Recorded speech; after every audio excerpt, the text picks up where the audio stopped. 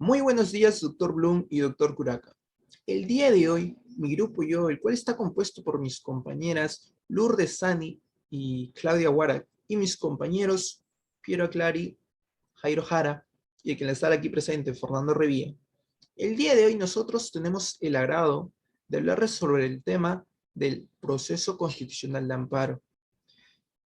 Como ustedes podrán apreciar en la siguiente diapositiva, colocamos un índice referencial en el cual tocamos los aspectos que se va a tratar en el siguiente video. Iniciando por el origen histórico y su inclusión de este proceso constitucional de amparo en el ámbito constitucional, obviamente en nuestra legislación. Luego vamos a abordar las líneas jurisprudenciales, la finalidad de amparo, su naturaleza procesal y por último y no menos importante, las conclusiones generales. Bueno, yo soy Fernando Revilla y a continuación les voy a exponer sobre el origen histórico y cuándo fue contemplado a rango constitucional el proceso constitucional de amparo. Bueno, respecto al proceso constitucional de amparo, tengo que precisar que esta es una institución procesal el cual nació en México. A posterioridad de ello, este fue implementado en nuestra legislación como una garantía constitucional, el cual tenía un rol fundamental. Era salvaguardar los derechos constitucionales diversos a la libertad individual. Esto quiere decir que el amparo llegó a adquirir rango constitucional en nuestra Constitución Política en el año de 1979. Asimismo, cabe precisar que de igual manera, este llegó a permanecer en nuestra Constitución actual. Me refiero a la Constitución de 1993. Sin embargo, un punto que me gustaría mencionar es que ya ha habido con anterioridad a la Constitución de 1979 algunos precedentes al amparo, como la Ley 2223 de 1916. ¿Y en qué se basaba esto? Bueno, en pocas palabras, concede la protección de derechos diversos a la libertad individual.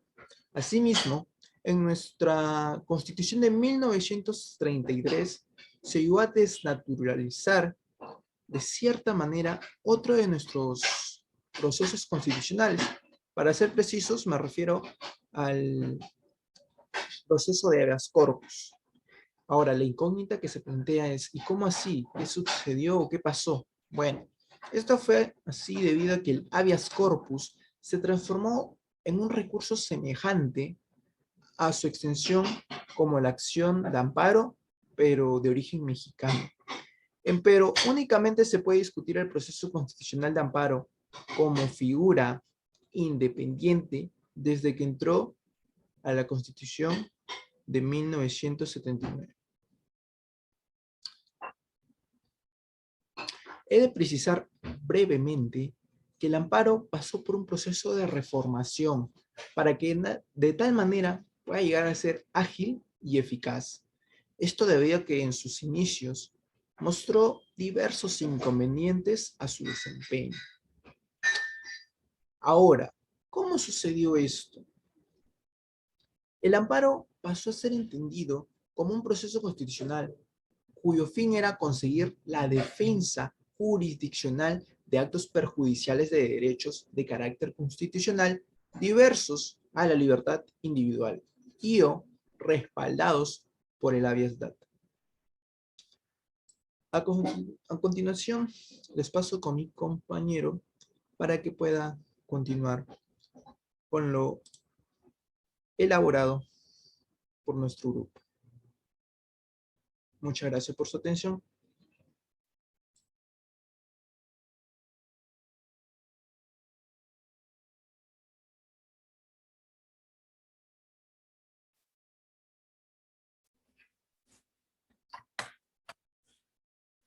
Hola, mi nombre es Jairo Sebastián Jara Ricapa y me ha tocado el tema de las líneas jurisprudenciales. Como sabemos, para el sistema de justicia es mejor que las resoluciones emitidas tengan un alto grado de predictibilidad, favoreciendo el principio a la igualdad, pues permite dar solución a casos similares, también como desincentivar la presentación de demandas que tienen gran posibilidad a no ser amparadas. Hoy evaluaremos líneas jurisprudenciales de los juzgados constitucionales del Distrito Judicial de Lima en el marco de los procesos de amparo, que nos permitirán conocer los criterios jurídicos de los jueces utilizados para justificar sus decisiones.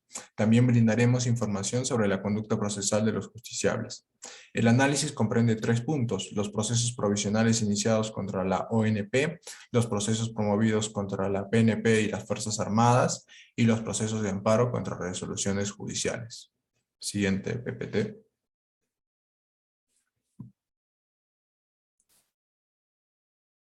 Siguiente PPT. Ya. Para los procesos provisionales en los que la ONP fue demandada, la forma de dar solución y los criterios utilizados por los jueces constitucionales se centran en 4 procesos. El primero, que trata sobre los criterios jurisprudenciales en los procesos en los que el demandante no acreditó aportes pensionarios. En la mayoría de los casos, los años de aportes, que son los que presentan mayor dificultad probatoria, en efecto, los demandantes presentaron medios probatorios que no generaron convicción en el juez sobre el periodo de aportes que sirva de sustento a su pretensión. Aquí tenemos las siguientes situaciones.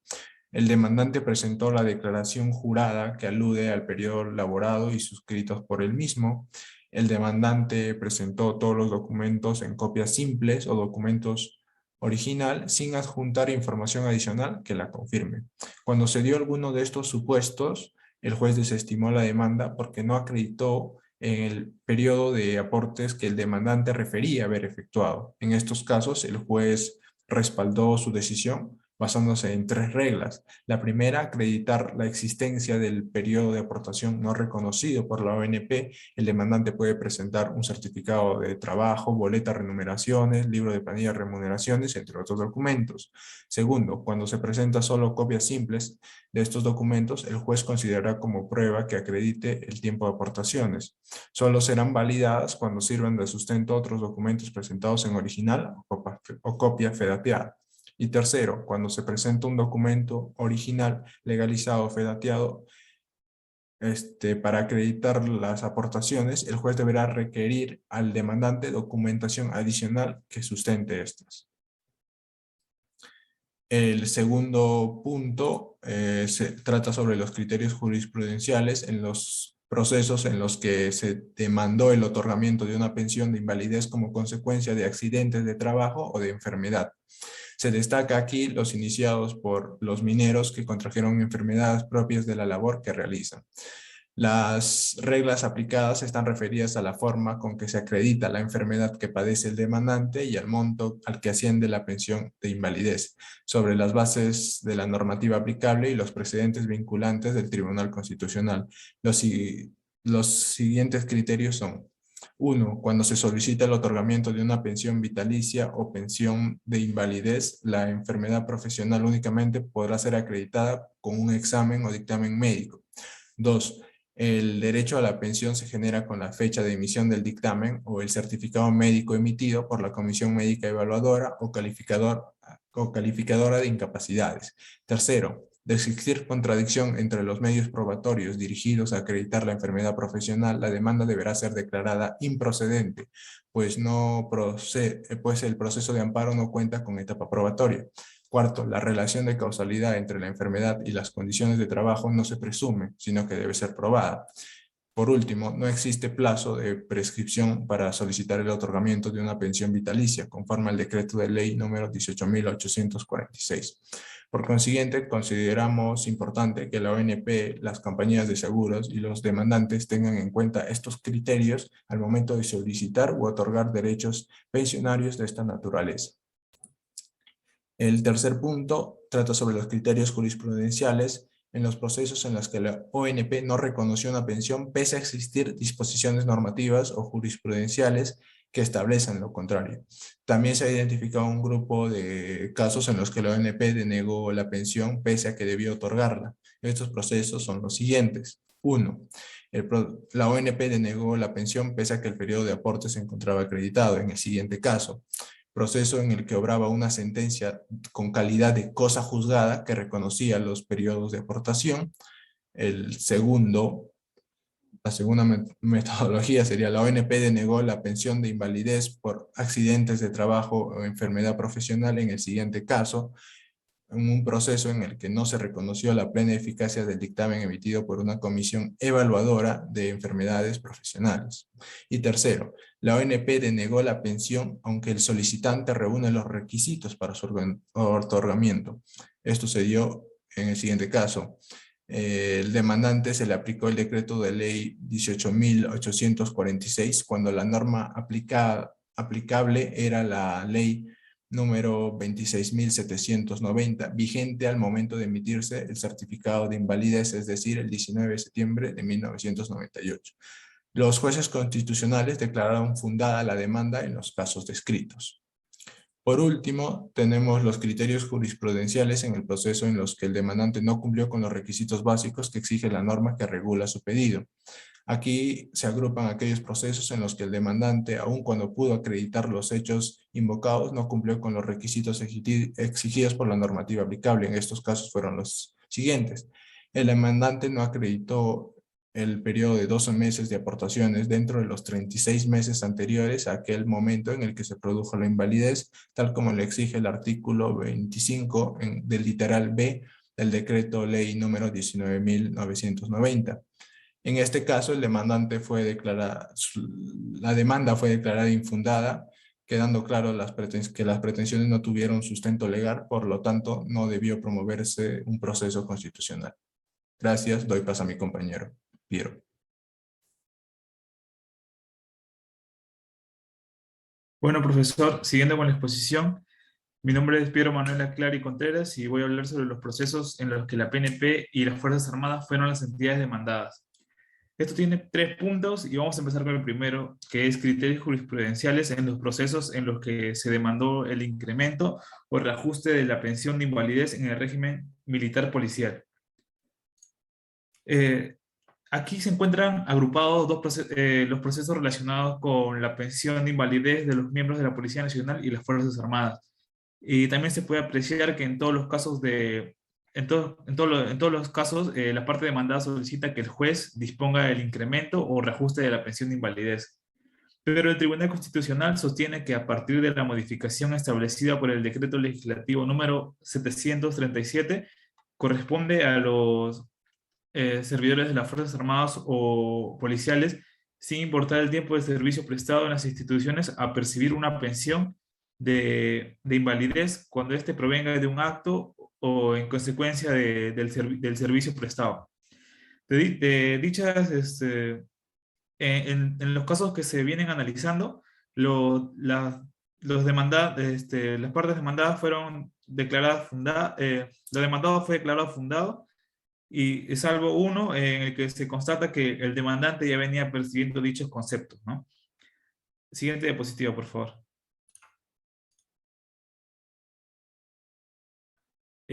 Como segundo punto tenemos los criterios jurisprudenciales en los procesos en los que se demandó el pago del seguro de vida del personal militar policial.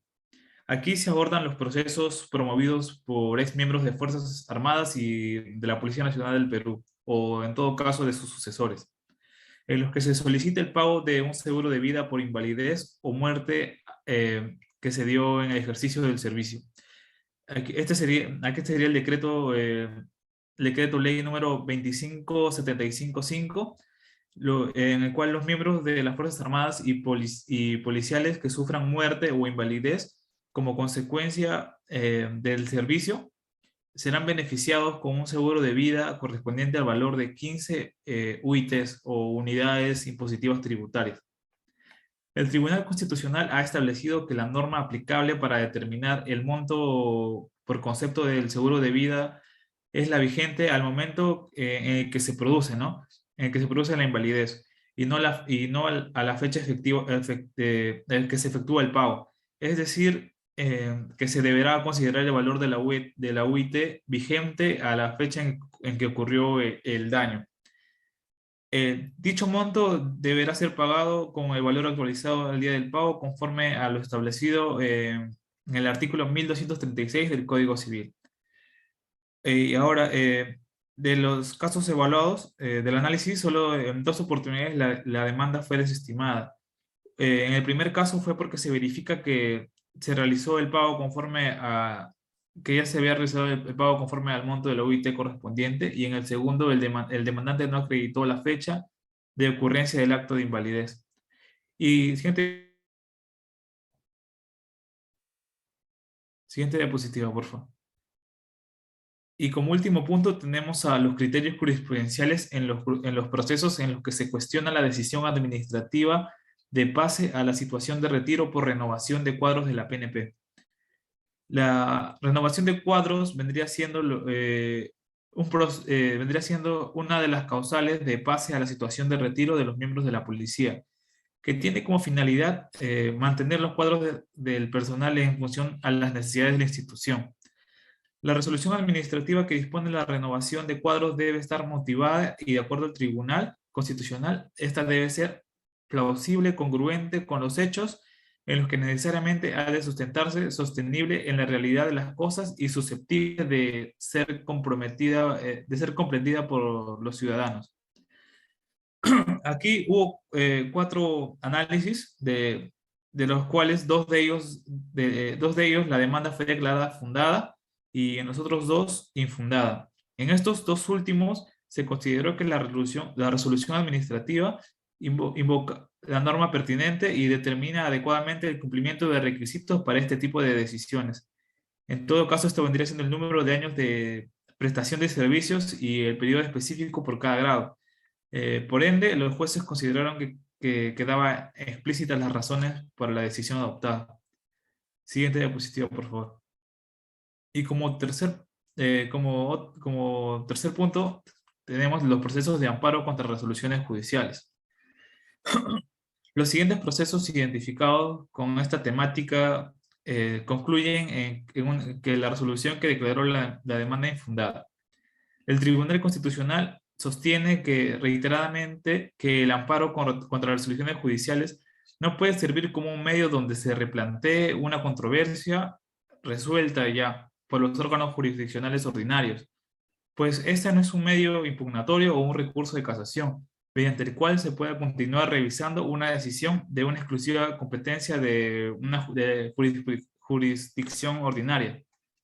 En ese sentido, los jueces constitucionales tienen competencia para revisar las resoluciones judiciales solo cuando las mismas vulneren un derecho fundamental, siempre y cuando se evalúen los siguientes criterios, que vendrían siendo la razonabilidad, la coherencia y la suficiencia de la resolución.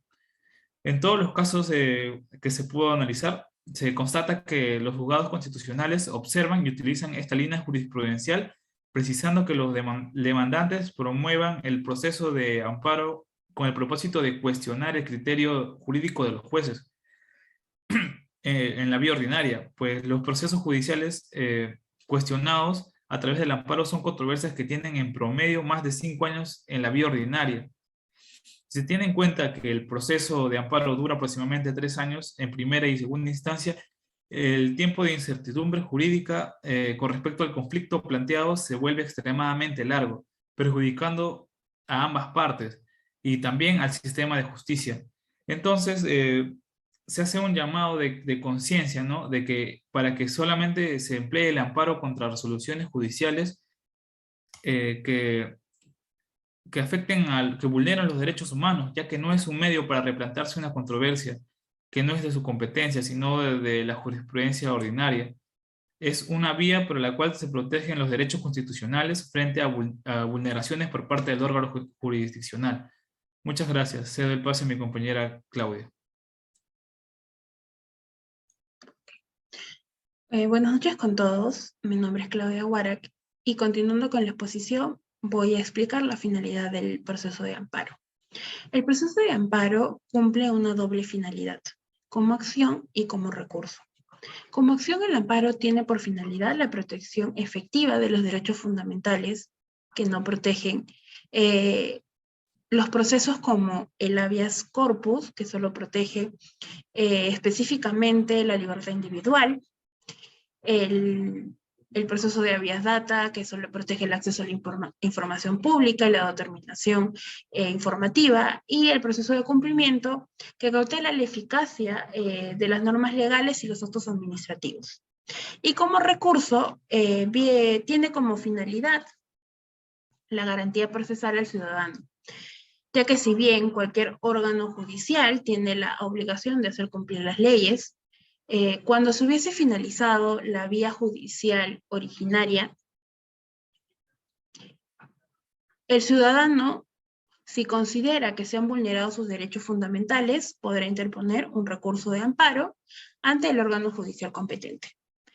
Ahora, así considero también que es importante mencionar que el proceso de amparo tiene finalidades específicas. En primer lugar, evita que el acto lesivo se consuma. En todo acto lesivo es importante no solo delimitar el derecho fundamental que ha sido vulnerado, sino que también identificar quién y con qué se puede agraviar los derechos fundamentales del afectado. En segundo lugar, tenemos la reposición de las cosas al estado anterior acerca de la vulneración del derecho fundamental. Bueno, la sentencia no es de naturaleza indemnizatoria, pero cuando esto no es posible, debido a que dicho daño se ha convertido en irreparable, el juez constitucional, después de apreciar el agravio ocasionado, puede pronunciarse de fondo, evaluando la demanda a efectos de exhortar al demandado para que no vuelva a afectar el derecho vulnerado. De lo contrario, se aplicarán medidas coercitivas que incluyen multas sucesivas y, en caso de que sea un funcionario del Estado, la destitución. Asimismo, también busca la tutela jurisdiccional. La tutela de los derechos fundamentales a través del proceso de amparo conduce a 2 puntos importantes. El primero es que se garantice el debido proceso material y formal del ciudadano. Y segundo, que el Estado asegure la tutela jurisdiccional para el ejercicio de sus derechos o intereses con sujeción a un debido proceso. Y por último, el proceso de amparo mantiene el equilibrio entre el poder de la autoridad y el derecho constitucional que asiste al ciudadano. Eso es todo por mi parte. Mi compañera Lourdes terminará con la exposición. Muchas gracias.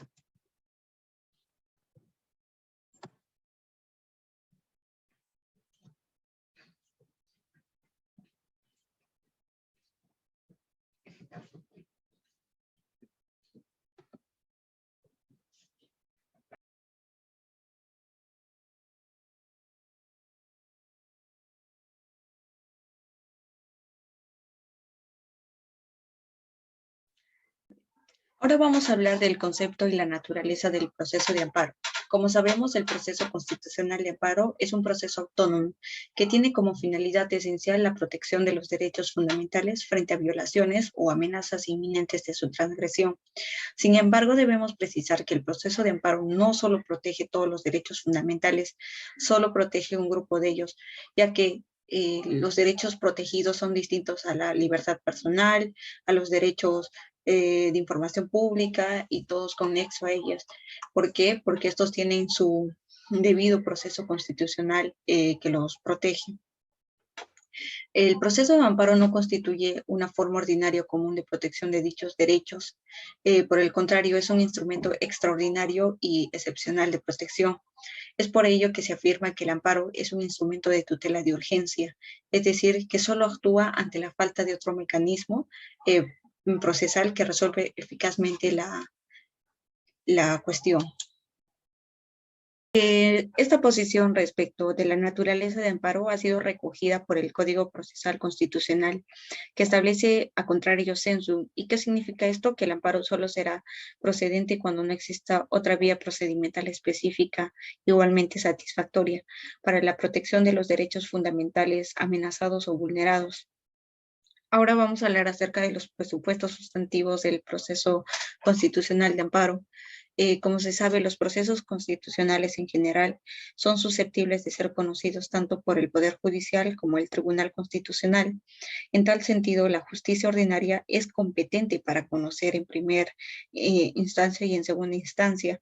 Y como se sabe, el Tribunal Constitucional para la última y definitiva instancia, vía recurso agravio constitucional. El hecho lesivo se produce en función de un acto comisivo u omisivo de cualquier autoridad funcionaria ya sea persona natural o jurídica. 2. No existen vías procedimentales específicas igualmente satisfactorias en el ordenamiento constitucional. Por ello, en principio, el amparo debe ser un proceso subsidiario que no reemplace otros medios ordinarios de defensa judicial. Ahora vamos a ver las características que tiene el proceso de amparo. Como sabemos, la acción de amparo es un proceso autónomo y se caracteriza porque, en primer lugar, el juez constitucional tiene una función tutelar de los derechos fundamentales en función de la aplicación de determinados principios procesales como el principio de dirección judicial del proceso, economía procesal, el principio de socialización, el principio de impulso de oficio, de elasticidad, el principio pro actione o a favor del proceso. Se realiza según el canon del principio sustantivo y adjetivo, según el cual los derechos fundamentales y los procesos que los tutelan se interpretan extensivamente y las limitaciones a estos se interpretan restrictivamente. Aparte, se incoa cuando la violación de los derechos fundamentales se produce por actos derivados de la aplicación de una norma o cuando el agravio se produce directamente tanto por una ley autoaplicativa que no requiere de ningún acto de decisión para su ejecución. Se interpone también contra una autoridad jurisdiccional cuando fuera de un procedimiento de su competencia emite una resolución o disposición que lesione un derecho fundamental. También lo puede postular contra un particular, ya que cuando éste haya cometido actos en contra de la persona, haya vulnerado los derechos fundamentales de la persona. No cabe interponerlo contra resoluciones judiciales que hayan sido expedidas respetando los derechos fundamentales a la tutela procesal efectiva. Esto significa que sin afectar el acceso a la justicia y al debido proceso. El amparo no reemplaza los medios de defensa judicial ordinario en la medida en que el juez ordinario es competente para inaplicar una norma legal si la interpreta como contraria a la Constitución y finalmente procede cuando se hayan agotado todas las vías previas y no existe otro mecanismo idóneo para la defensa judicial. En tal sentido, nosotros podemos indicar que el Tribunal Constitucional es la máxima instancia judicial para conocer y resolver las resoluciones denegatorias del proceso de amparo y a través de este proceso se puede declarar la inaplicación de una norma legal o la nulidad de un proceso judicial, siempre que se haya violado derechos fundamentales que protegen en particular el derecho a la tutela procesal y al debido proceso. Ahora vamos a hablar sobre el proceso de amparo contra las normas. Es que la acción de amparo no procede contra las normas legales. Sobre ese supuesto, si bien no cabe postular una acción de amparo directamente contra una norma legal, en cambio sí cabe accionarlo contra los actos violatorios de derechos fundamentales que ocasionen la inaplicación de dicha norma, de modo que el impedimento constitucional se refiere exactamente a una acción de amparo contra una norma legal, pero en sentido abstracto. El proceso de amparo contra las resoluciones judiciales. El proceso de amparo procede contra resoluciones judiciales firmes, dictadas con manifiesto agravio a la tutela procesal efectiva. Esto es, afectando al acceso a la justicia, al debido proceso, salvo cuando dicha resolución ha sido consentida por el agraviado. Y finalmente el proceso de amparo y las medidas cautelares. Esto se hace eficaz a la acción de amparo y significa que era la potestad de solicitar con la demanda una medida cautelar para que se ordenara judicialmente la suspensión provisional del acto reclamado. Finalmente, el grupo llegó a la conclusión que primero, en el Código Procesal Constitucional se constituye un aporte importante, no solo para el ordenamiento constitucional peruano, sino también para el fortalecimiento del Estado constitucional democrático y la afirmación del derecho procesal constitucional. Segundo, que lo que concierne al proceso constitucional de amparo, cabe decir que el Código regula adecuadamente esta institución, pero también debemos tener en cuenta que las normas no son realidades. Por ello, la regulación del proceso de amparo no solo depende de las innovaciones introducidas, sino también que en mayor medida depende de la prudencia y la sensatez de los jueces, como los propios ciudadanos. Finalmente, la responsabilidad recae en los jueces, quien deberán evaluar de manera seria o la procedencia o improcedencia del proceso de amparo en cada proceso concreto. Muchas gracias, profesor.